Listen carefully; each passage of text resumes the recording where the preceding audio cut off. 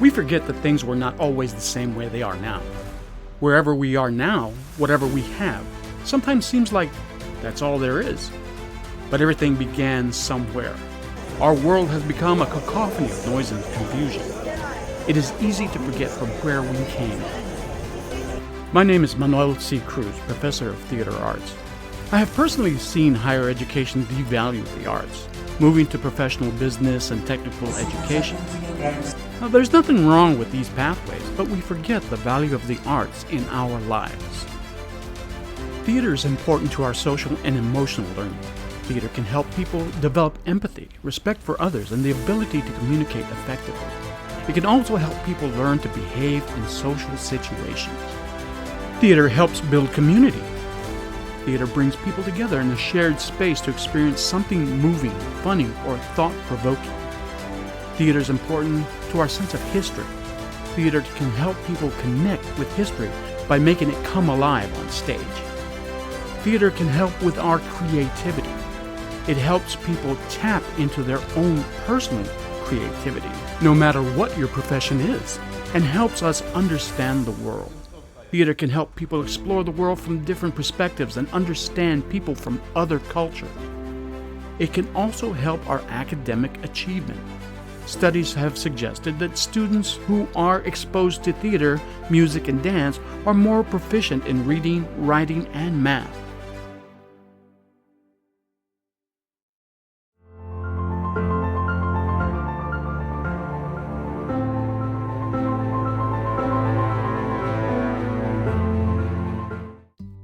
Theater's everywhere. As Bruce Lee once said, the aim of art is to project an inner vision into the world, to state in aesthetic creation the deepest psychic and personal experiences of a human being. It is to enable those experiences to be intelligible and generally recognized within the total framework of an ideal world. Now, for the purposes of this video, we're going to define art as the creative expression of any human being. I know it's very popular for people to think of AI or artificial intelligence to be able to create art, but that really isn't art, and that's for another discussion. You see, art created by artificial intelligence, you start to get into the discussion of the Chinese box or the Chinese room. Again, another discussion. Mediated theater is anything that is recorded: television, film, streaming devices, any of the social media platforms in which you can upload a video. Now, non-mediated theater is theater in its purest form. It is that transient art in which the art is created in the moment, and then the moment is gone, never to be repeated again. You can mediate theater, you can record it, but you're only watching that one moment in time. In non-mediated theater, you can go to a play and see the show, and then go the next night and see a completely different show. That is the art being created in the moment, on the fly, its purest form. Now, the example I use for 21st century students so they can understand what it is I'm trying to say here is, think of your favorite recording artist. You can buy their music, you can download it nowadays, and you listen to the studio recording. And this is the thing that you fall in love with. And you fall in love with that recorded, that mediated art that the musician has created. But then you buy a ticket and go to the live concert, and that musician is showing their true musicianship. They are creating transient art. They are creating a completely different tune in the moment that sounds very different than that studio recording. That is, again, art in its purest form, that transient art form, created in a moment and gone the next. So technologies have made viewing drama much more accessible and less expensive, but it also has made it rather impersonal. When you go to a live performance, that non-mediated theater, it's a lot more personal because, you are there in the moment. You are experiencing that transient art as it happens, and you can watch it fade away. The other upside to non-mediated theater is that as an audience member, as the witness, you get to decide what you want to focus on, what you want to observe, what you want to interpret. With mediated theater, you are being forced by the director and later on the video editor to witness what they want you to see. So in live theater, you get the choice. You have the control. In non-mediated theater, you give that control to somebody else. Now, there is a unique quality of theater, and that is the relationship between the audience and the performance. So you see, the audience is living vicariously through the performance, and that means they're living the lives of the performance in their own hearts, and they are fully aware of the other audience members around them and how they're being affected. And therefore, the catharsis that the audience feels is as a group and not as an individual. So it can be said that the performance affects the audience, but it is not true, never has been true, that the audience affects the performance of the performers. That is just not true. I've been to live performances in which the curtain speech, they encourage the audience to cheer and clap and, do things that will give the performers the energy to do the show. That's just a mark of poorly trained actors. The actor does not live in the same world as the audience member. They are behind the fourth wall. They are in a cosmos all of their own. Their cosmology is not the same as the audience itself. The only energy the actor gets is from the other on the stage. By responding to what the other is doing and saying, they can interpret the tone of the moment and gather energy to respond to that other person. The actor never, ever responds to the audience unless you're doing some sort of burlesque or vaudeville or some kind of sketch comedy. Now, I can hear some of you actors out there saying, well, what if the other person doesn't give me anything? What if they don't give me anything to work with?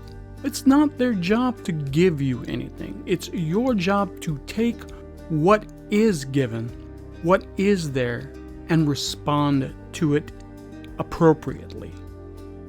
But I digress. So let's talk about the range and accessibility of theater. Let's focus on live theater because we're talking about theater, right? The pinnacle of live theater in the United States is, of course, Broadway. Broadway is located in New York City. It is any theater that has more than 500 seats, any house that is larger than 500 seats. Anything that is 499 to about 99 seats is considered off-Broadway, and anything with less than 99 seats is considered off-Broadway. Now, in the 1940s, there was a movement called the regional theater movement, and that was a movement that was in response to the establishment of Broadway. I mean, the only place you could see any good theater was if you took a special trip to New York. So the goal of the regional theater movement was to provide high-quality professional theater to local communities, to give local artists opportunities to learn and advance their craft, to create local collectives of artists to create new dramatic works, and establish an alternative and decentralized theater network outside of New York, a more democratic system of theater. Continuing on with the range and accessibility of theater, there are two more types of theater that can be witnessed by the public. First one is community theater. These are groups of semi-professional and amateur actors who produce plays that appeal to their own community, things that their community want to see and can relate to. The second one would be educational theater. That's high schools, colleges, universities These are plays that are produced by students, directed by the faculty, and are accessible to the public. Now, there is a mixture of traditional theater from the past and new plays in traditional and experimental forms. The two types of experimental or avant-garde theater are the site-specific theater. Now, this is theater presented in a non-traditional setting outside of a theater or auditorium, so that the chosen environment helps illuminate the text. Say you want to do a play about the Holocaust.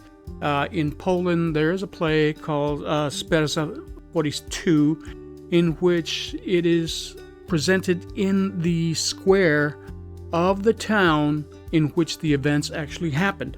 Or say in Corpus Christi, Texas, there's the museum ship USS Lexington. It's an aircraft carrier from World War II. There were plays that depicted the life of naval aviators during World War II. That is site-specific theater. Another example of avant-garde theater is performance art. These are performers who also perform in non-traditional spaces, like the street. Street performers, dancers, things like that. That is performance art. Now, for most individuals in the West, when they think of theater, they think of the traditional Western theater. But there is such a thing as global theater or multicultural theater. This is theater that is drawn from around the world, not just the Western traditions. Nations and cultures influence one another in theatrical traditions. Now, prior to the 20th century, theater artists would cross national boundaries with popular works to tour the world, and international festivals allowed various nationalities to interact. Diversity in theater includes production by and for groups with specific interests, including feminism, gay, lesbian, bisexual, transgender points of view, and many other relating to diversity in politics, race, gender, ethnic background, and sexuality. Now, these are very extreme examples, but there are some that are a little more subtle, in which international theater is influencing Western theater, especially in cinema. Now, for example, Asian theater or Asian cinema is much more ubiquitous than it was in the past. I mean, we're talking about cinema from China, Japan, Korea, India. They're becoming very popular, or actually becoming more and more accessible, especially through Netflix and other streaming services like that.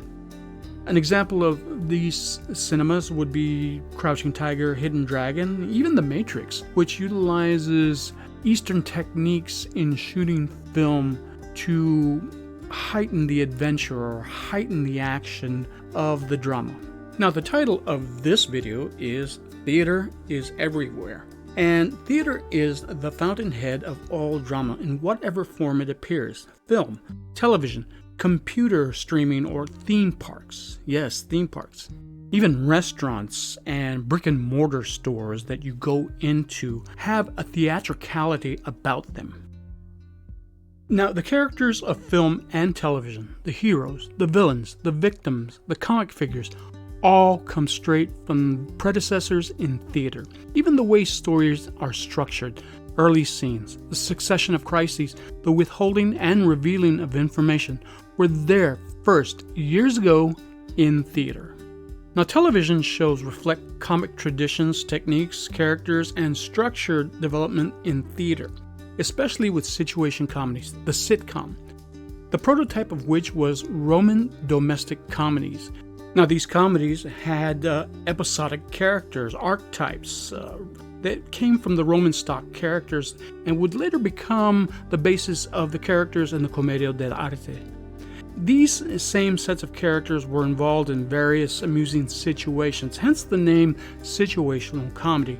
And because they were episodic, you would see them time after time after time in different shows that became recognizable by the audience.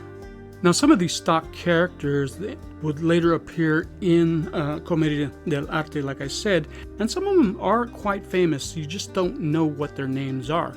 The first one would be Arlecchino. Arlecchino was the most famous. He was an acrobat, a wit, a childlike and amorous individual. He wore a cat-like mask and motley colored clothing and carried a wooden bat or sword.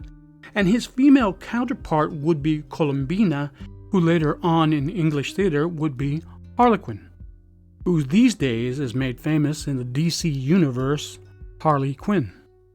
Our next character would be Il Capitano. He was the caricature of a professional soldier, bold, swaggering, and cowardly. And his most contemporary counterpart would be the Cowardly Lion from The Wizard of Oz. Next we have Pantalone. He was the caricature of a Venetian merchant. He was rich and retired, he was mean and miserly, and he always had a young wife or an adventurous daughter. One of the prime examples would be Ebenezer Scrooge from Christmas Carol, or just about any film that you've ever seen where this old man is married to a young girl and she married him for his money. Our last examples would be the Innamoratos. These were the lovers. They went by different names in different plays. They didn't wear any masks in the Commedia dell'arte like the other characters would be, and they had to be eloquent in order to speak the love declamations for one another. These were the prototypes for the leading man and the leading lady. They were the pretty people that everybody cared about. Now, in modern theater, both mediated and non-mediated, you will see all of these characters. You would even see a combination of characters into one character, but you're always going to be able to recognize them. Now, there are about a dozen other characters out there in Commedia dell'arte that are included in these archetypes, but you will see them, and they did begin during the Roman Empire.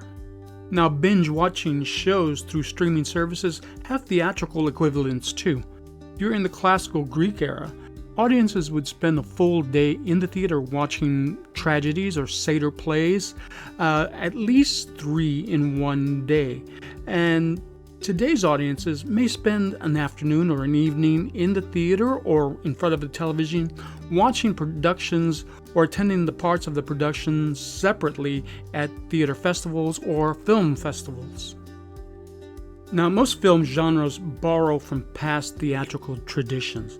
The popular cinematic melodrama, such as these comic book hero films and things like that, are actually a French invention in which plays on stage would also have musical accompaniment with it to heighten the drama or heighten the suspense or heighten the comedy. Now, other elements of the melodrama are such that the heroes and the villains are very clear-cut. There's no guesswork in a melodrama, and good always wins out over evil, which is why I said that these comic book hero films are all melodramas. Also, Jaws, if anybody's old enough to remember that movie, is a melodrama. Star Wars is a melodrama. All the Marvel movies, melodrama. Melodrama does not mean over-exaggerated acting. That is vaudeville. That's burlesque. Melodrama is a little more serious drama that the guesswork has been taken out for the audience. Now, film also borrows from the theater tradition by using film stars that began their career in the theater and returned to theater on occasion. Now, movie and television stars perform on stage as an artistic challenge, but the movie stars with longevity of career are the ones who began on stage with a rigorous training of performance for the live stage. Now, in a broader sense, theater is incorporated in our daily lives. Any wedding that you've ever been to has a theatricality to it to make the event memorable. That is theater. Funerals, funeral rites, funeral sacraments, these are the theatrical elements that help us to mourn those who have passed. Now, in business, you are often called out to retreats and team building exercises in which you have to role play. Role playing is a very base theatrical skill that we learn when we're children, where we are pretending and playing. You ever been to a parade? That's theater on the street performance.